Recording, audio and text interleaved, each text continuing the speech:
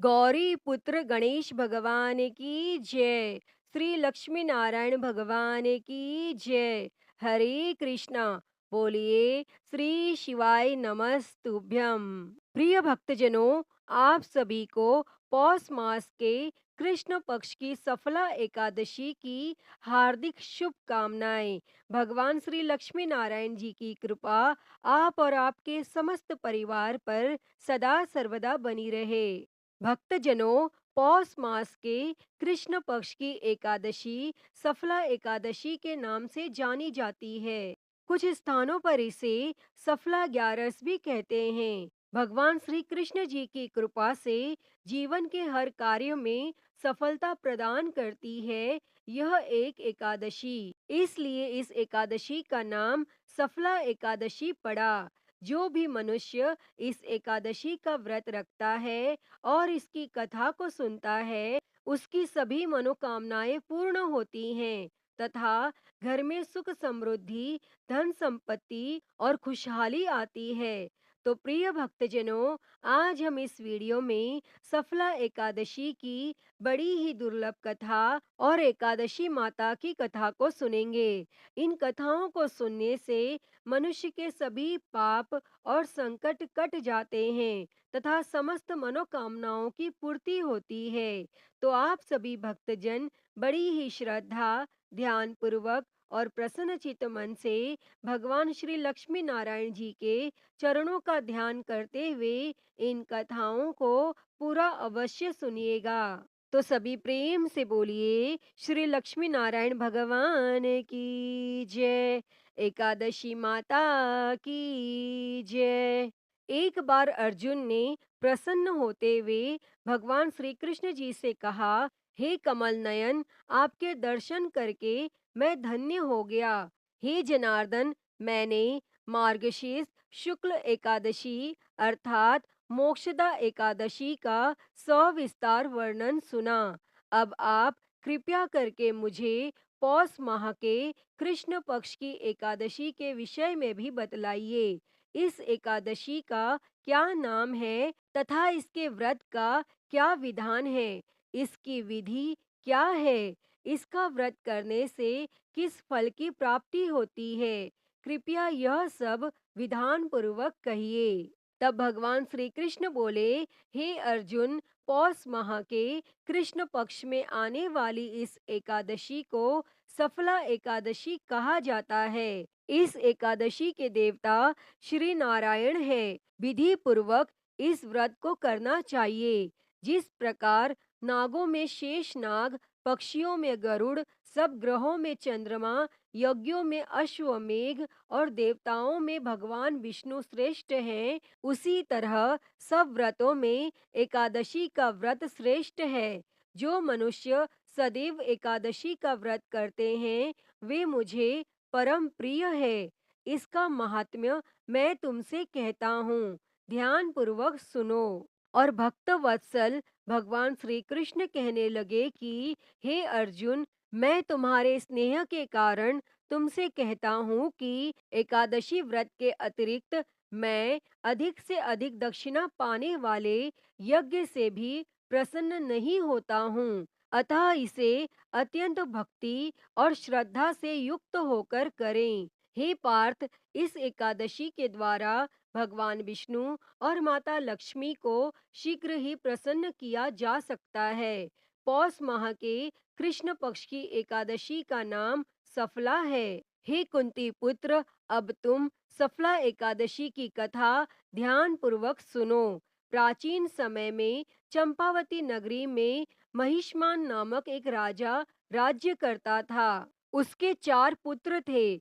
उसका सबसे बड़ा लुम्पक नाम का एक पुत्र महापापी और दुष्ट था। वह हमेशा पर स्त्री गमन में तथा वैश्याओं के यहाँ जाकर अपने पिता का धन नष्ट किया करता था। देवता, ब्राह्मण, वैष्णव आदि सुपात्रों की निंदा करके वह अति प्रसन्न होता था। सारी प्रजा उसके कुकर्म से बहुत दुखी थी, परंतु युवराज होने के कारण सब चुपचाप उसके अत्याचारों को सहन करने को विवश थे और किसी में भी इतना साहस नहीं था कि कोई राजा से उसकी शिकायत करता। परंतु बुराई अधिक समय तक पर्दे में नहीं रहती। एक दिन राजा महिष्मान को लुम्पक के कुकर्म का पता चल ही गया। तब राजा अत्यंत क्रोधित हुआ और उसने लुम्पक को अपने राज्य से निकाल दिया और पिता द्वारा त्यागते ही लुम्पक को और सभी ने भी त्याग दिया। अब वह सोचने लगा कि मैं क्या करूं, कहाँ जाऊं। अंत में उसने रात्रि को पिता के राज्य में चोरी करने की ठानी और वह दिन में राज्य से बाहर रहने लगा और रात्रि को अपने पिता की नगरी में जाकर चोरी तथा अन्य बुरे कर्म करने लगा। रात में वह जाकर नगर के निवासियों को मारता तथा कष्ट देता और वन में वह निर्दोष पशु पक्षियों को मारकर उनका भक्षण किया करता था। और किसी किसी रात जब वह नगर में चोरी आदि करते पकड़ा भी जाता तो राजा के डर से पहरेदार उसे छोड़ देते थे। कहते हैं कि कभी कभी अनजाने में भी प्राणी ईश्वर की कृपा का पात्र बन जाता है। ऐसा ही कुछ लुम्पक के साथ भी हुआ। जिस वन में वह रहता था वह वन भगवान को भी बहुत प्रिय था। उस वन में एक प्राचीन पीपल का वृक्ष था तथा उस वन को सभी लोग देवताओं का क्रीड़ा स्थल मानते थे। वन में उसी पीपल के वृक्ष के नीचे महापाप लुम्पक रहता था। तब कुछ दिन बाद पौष मास के कृष्ण पक्ष की दशमी के दिन वस्त्रहीन होने के कारण लुम्पक तेज ठंड से मूर्छित हो गया और ठंड के कारण वह रात को सो न सका और उसके हाथ पर अकड़ गए। वह रात बड़ी कठिन से बीती किंतु सूर्योदय होने पर भी उसकी मूर्छा नहीं टूटी। वह ज्यों का त्यों पड़ा रहा और सफला एकादशी की दोपहर तक वह पापी मूर्छित ही पड़ा रहा। जब सूर्य के तपने से उसे कुछ गर्मी मिली तब दोपहर में कहीं उसे होश आया और वह अपने स्थान से उठकर किसी प्रकार चलते हुए वन में भोजन की खोज में फिरने लगा और उस दिन वह शिकार करने में असमर्थ था। इसलिए पृथ्वी पर गिरे हुए फलों को लेकर पीपल के वृक्ष के नीचे गया। तब तक भगवान सूर्य अस्त हो चुके थे। भूखा होने के बाद भी वह उन फलों को न खा सका क्योंकि कहाँ तो वह नित्य जीवों को मारकर उनका मांस खाता था और कहाँ फल।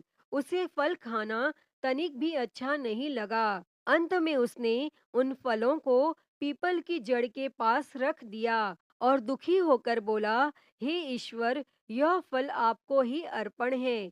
इन फलों से आप ही तृप्त हो जाओ। और ऐसा कहकर वह रोने लगा। तब रात को उसे नींद नहीं आई। वह सारी रात रोता रहा और इस प्रकार उस पापी से अनजाने में ही एकादशी का उपवास हो गया। और उस महापापी के इस उपवास तथा रात्रि जागरण से भगवान श्री हरि अत्यंत प्रसन्न हुए और उसके सभी पाप नष्ट हो गए।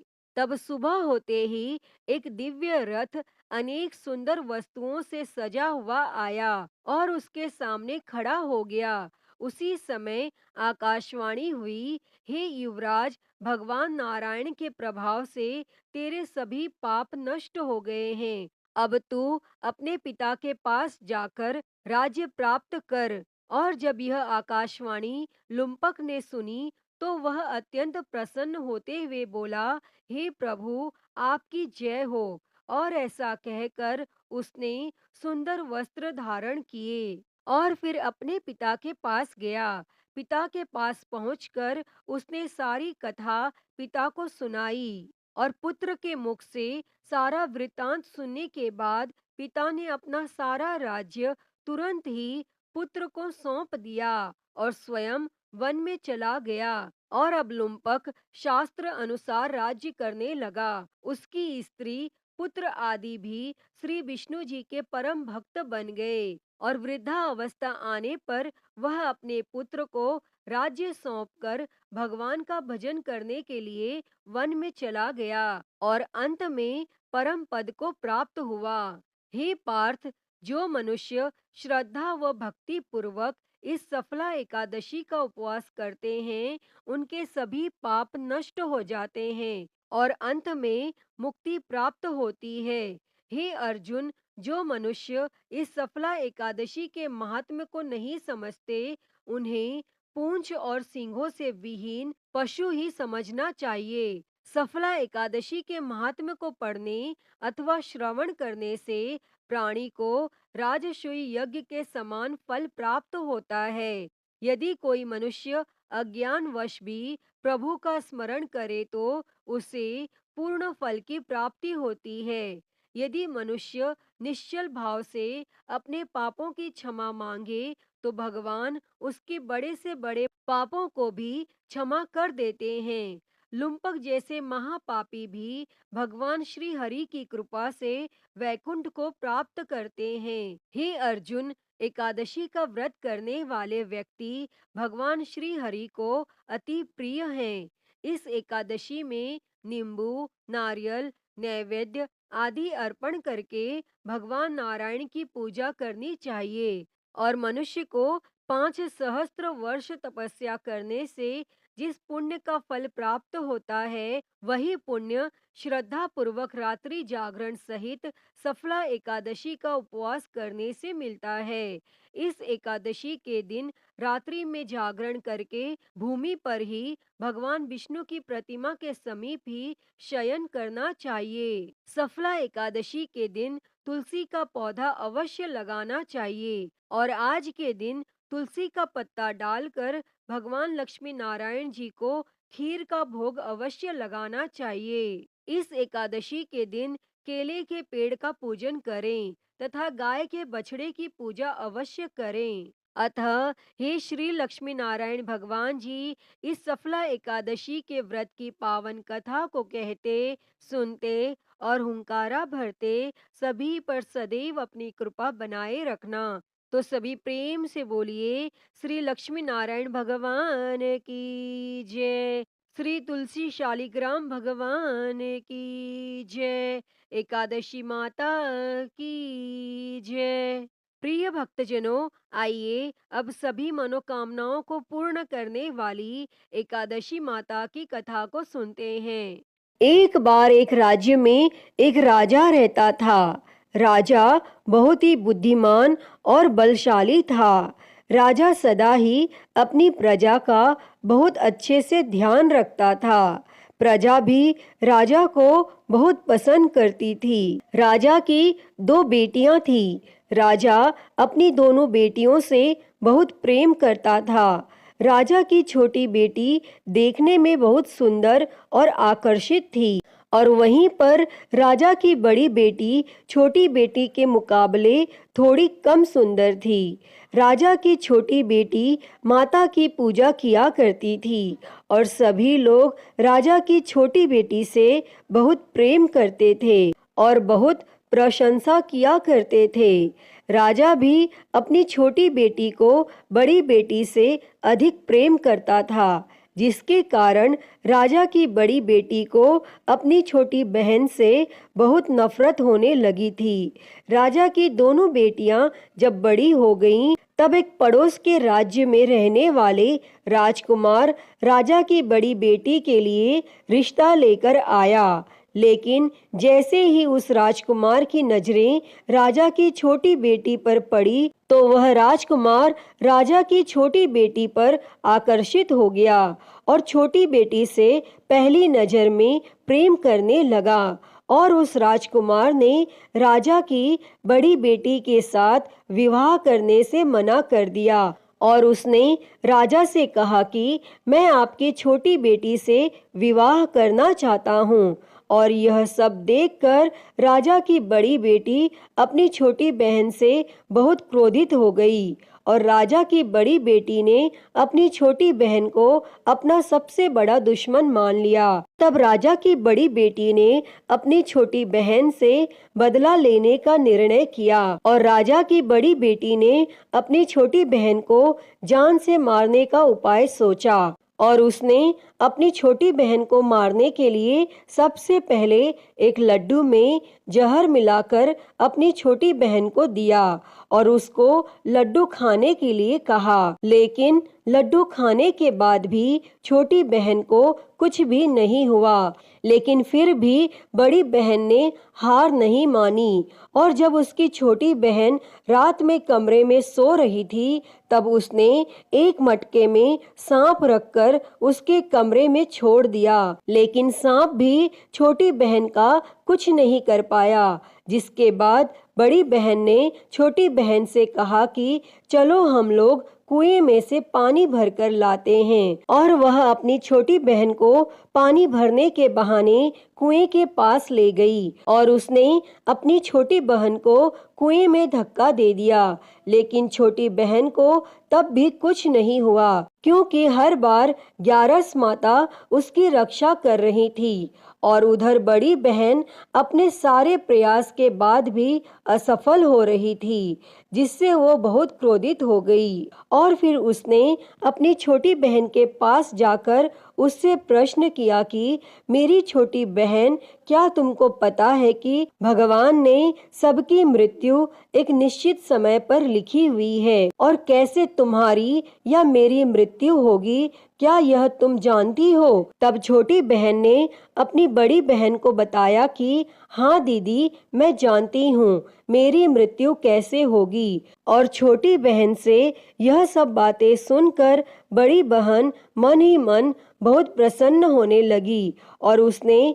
अपनी छोटी बहन से कहा कि तो तुम मुझे अपनी मृत्यु का राज बताओ। तब छोटी बहन ने अपनी बड़ी बहन से कहा कि मेरी मृत्यु तो एक तोते में है, जो तोते के गले में एक हार है, उससे मेरी मृत्यु होगी। जब कोई भी व्यक्ति तोते को मारकर उस हार को अपने गले में पहने तो मैं मूर्छित हो जाऊंगी और जैसे ही उस हार को अपने गले से उतारे तो मैं वापस से जीवित हो जाऊंगी। और फिर अपनी छोटी बहन की मृत्यु का राज जानकर बड़ी बहन बहुत खुश हुई और उसने अपनी छोटी बहन को मारने के लिए उसके पालतू तोते को ढूंढना शुरू कर दिया और छोटी बहन को इस बात का आभास हो गया था कि कोई उसकी जान लेना चाहता है, जिसके लिए वह अपने पिताजी के पास गई और उसने अपने पिताजी से कहा कि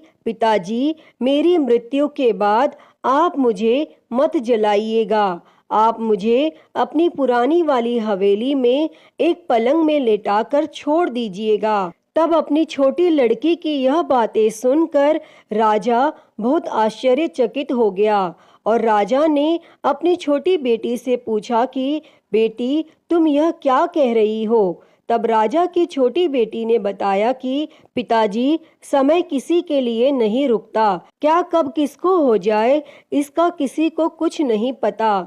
फिर राजा ने अपनी छोटी बेटी से कहा कि तुम ऐसी बातें क्यों करती हो? 2-3 दिन के बाद तो तुम्हारा विवाह है।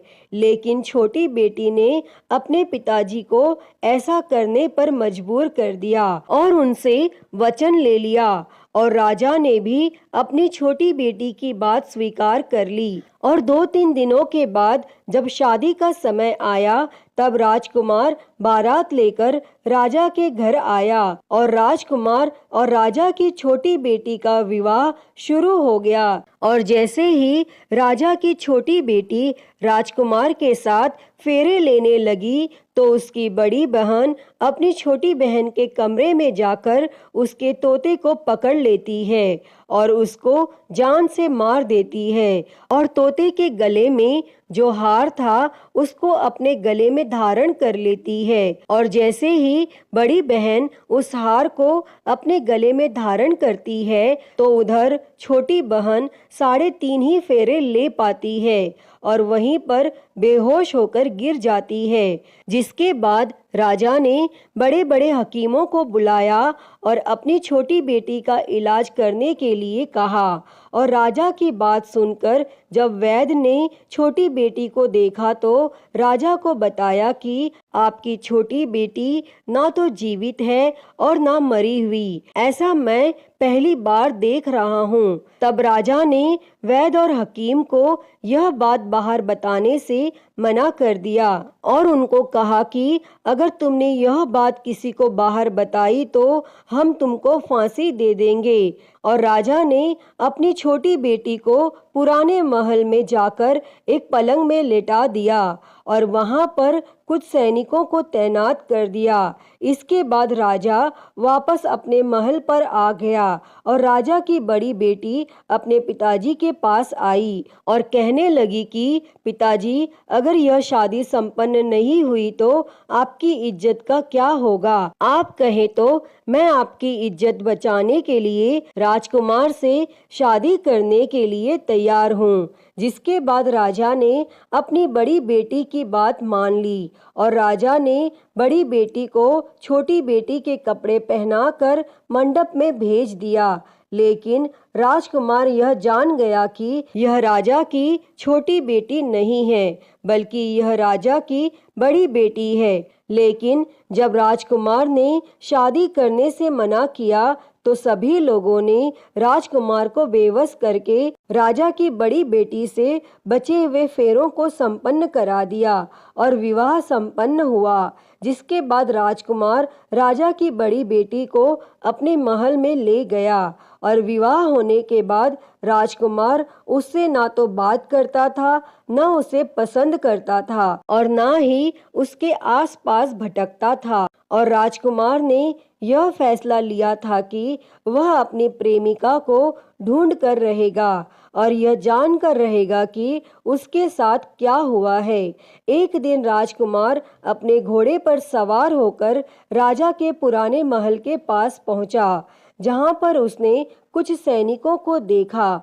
महल के पास पहुंचकर राजकुमार ने जब महल को ध्यान से देखा तो वह समझ गया कि यह तो हमारे ससुर जी का ही महल है। तब राजकुमार ने सैनिकों से पूछा कि तुम लोग यहाँ क्या कर रहे हो और इस महल के अंदर उस पलंग में कौन लेटा है? जिसके बाद सैनिकों ने बताया कि यहाँ पर राजा की छोटी बेटी लेटी है। और यह सुनकर राजकुमार बहुत प्रसन्न हो गया और वह तुरंत अपनी प्रेमिका के पास पहुंच गया और उसकी सेवा करने लगा। जैसे ही रात हुई तो राजा की छोटी बेटी उठकर खड़ी हो गई और राजकुमार यह देखकर बहुत खुश हो गया और उसने अपनी प्रेमिका से पूछा कि तुम यहाँ क्या कर रही हो? तुम मेरे साथ मेरे घर चलो। तब राजा की छोटी बेटी ने राजकुमार को सारी बातें बता दी कि मेरी जान एक तोते में बसती थी और मैंने यह बात सिर्फ अपनी बड़ी बहन को बताई थी और मुझे पता है कि उसने ही मुझे मारने का प्रयास किया है। उसके पास एक हार है जिसको वह सुबह पहन लेती है और रात को उतार देती है। जब तक वह हार को पहन कर रखती है तब तक मैं मूर्छित रहती हूँ और जैसे ही वो हार को उतार देती है तो मैं जीवित हो जाती हूँ और जब तक मेरी बड़ी बहन के पास वो हार रहेगा तब तक मैं ऐसे ही जीवित और मूर्छित होती रहूंगी। अगर मेरी बड़ी बहन के पास जो हार है वो मेरे हाथ लग जाए तो मैं हमेशा के लिए जीवित हो जाऊंगी। तब राजकुमार यह सब बातें सुनकर राजा की छोटी बेटी के पास रहने का निर्णय ले लेता है और उसने अपने बचे हुए सारे फेरे उस पलंग में लेटी हुई राजा की छोटी बेटी के साथ ले लिए और अपना विवाह पूर्ण कर लिया और वहीं पर वह रहने लगा। और देखते ही देखते कुछ समय में राजा की छोटी बेटी और राजकुमार की पत्नी गर्भवती हो गई और एक दिन राजकुमार को किसी काम से बाहर जाना पड़ा। तब छोटी बहन के पेट में बहुत तेज से दर्द होने लगा, जिसके बाद उसने माता का आह्वान किया, जिसके बाद वहां माता प्रकट हुई और उन्होंने अपने भक्त के दर्द को दूर किया और एक पुत्र की प्राप्ति करवाई। तब वहीं पर अचानक से राजकुमार भी आ गया। राजकुमार ने ग्यारस माता को देखा तो वह आश्चर्यचकित हो गया और उसने तुरंत ग्यारस माता को प्रणाम किया और ग्यारस माता ने राजकुमार से कहा, जब तुम्हारा पुत्र 5 वर्ष का हो जाए तो तुम आकर अपनी पत्नी का हार इसके गले में डाल देना। और देखते ही देखते राजकुमार और राजा की छोटी बेटी का पुत्र 5 वर्ष का हो जाता है। तो राजकुमार अपने बेटे से कहता है कि बेटा, मैं कुछ काम से बाहर जा रहा हूँ, तुम अपनी माता का ध्यान रखना। और वह वहाँ से चला जाता है और राजकुमार को बाहर निकलता हुआ बड़ी बहन के सैनिक देख लेते हैं और बड़ी बहन को जाकर सारी बातें बता देते हैं, जिसके बाद बड़ी बहन अपनी छोटी बहन के पुत्र को वहाँ से उठवा लेती है और उसको मरवा देती है। छोटी बेटी के पुत्र के 2 टुकड़े करवा देती है। पहला टुकड़ा चक्के के पास छुपा देती है और दूसरा टुकड़ा अपने पलंग के नीचे रख लेती है। और तब ग्यारस माता भिखारी का रूप लेकर आती हैं और एक भिखारी का रूप रखकर बड़ी बहन के पास चली जाती हैं, जिसके बाद वहां पर वह भिक्षा मांगने लगती हैं। तो बड़ी बहन अपने नौकरों से कहती है कि जाकर भिक्षा दे दो, लेकिन जैसे ही नौकर ग्यारस माता को भिक्षा देने के लिए आते हैं तो माता उन्हें मना कर देती है और कहती है कि मैं तुम्हारी महारानी से ही भिक्षा लूंगी। जिसके बाद बड़ी बहन स्वयं ही भिक्षा देने के लिए माता के पास आती है। तब माता एक बिल्ली का रूप लेकर उसके कमरे में चली जाती है और वहां पर छोटी बेटी के पुत्र के 2 टुकड़े को आपस में जोड़ देती हैं और उसे जीवित कर देती हैं और फिर उसे वहां से ले जाती हैं। तब राजकुमार अपने बेटे को लेकर अपनी पत्नी के पास जाता है और उसे कहता है कि तुम इसका ध्यान रखना, अगर तुम इस बच्चे का अच्छे से ध्यान रखोगी तो मैं तुमसे बात करूंगा। और एक दिन राजकुमार अपने बेटे से कहता है कि तुम अपनी माता से उनके गले का हार मांग लो। तो अपने पिता की बात मानकर राजकुमार का बेटा अपनी माता जी के पास जाता है और कहता है कि माता, मुझे तुम्हारा हार चाहिए। और यह सुनकर पहले तो बड़ी बहन बहुत क्रोधित होती है, पर उसको यह याद आता है कि राजकुमार ने कहा था कि अगर मैं इस बच्चे का ध्यान अच्छे से रखूंगी तो वह मुझसे बात करेंगे, जिसके कारण वह हार उस बच्चे को दे देती है और वह तुरंत हार को ले जाकर अपने पिताजी को दे देता है। और तभी राजकुमार अपने बेटे को लेकर वहां से जाने लगता है और अपनी पत्नी से कहता है कि तुम हमारे लिए खाना बनाकर रखना, मैं शाम को आकर तुम्हारे साथ खाना खाऊंगा। और वह अपने बेटे को लेकर वहां से चला जाता है और उसके बाद वह राजा के पास जाता है और उनको सारी बातें बता देता है। तब राजा अपनी बड़ी बेटी की यह करतूत सुनकर बहुत क्रोधित होते हैं और अपनी परवरिश पर ही दोष देने लगते हैं।